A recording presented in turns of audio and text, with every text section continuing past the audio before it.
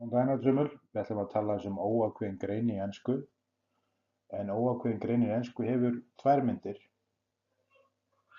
A er á undan samhljóða í framburði og an er á undan sérhljóða. Hvort við notum a eða an fer eftir upphafsframburði orðsins sem kemur næst á eftir óákveðna greininu.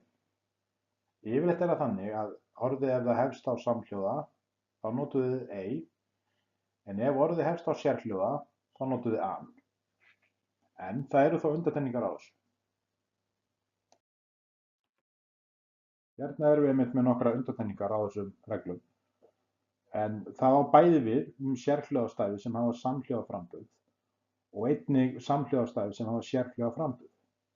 Til dæmis tölum honest, að við segjum ekki honest, við segjum heldur honest og samhljóðin H fellur þarna niður og við segjum framburðin verður O sem er þá sérhljóði og þess vegna segjum við an honest man í staðinn fyrir a honest man.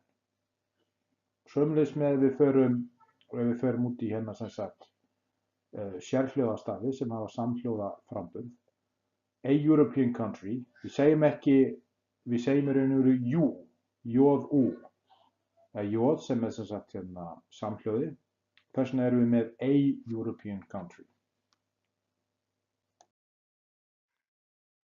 Hérna er ég svo með nokkra setningar þar sem eftir á að setja viðeigandi óákveðin greinir, ei eða an. Ég mæli með því að ýti núna á pásu á vídeóinu og renni aðeins yfir þetta. Svörin koma svo hérna í lok myndbandsins og sjáu hvað þið fenguð mikið rétt.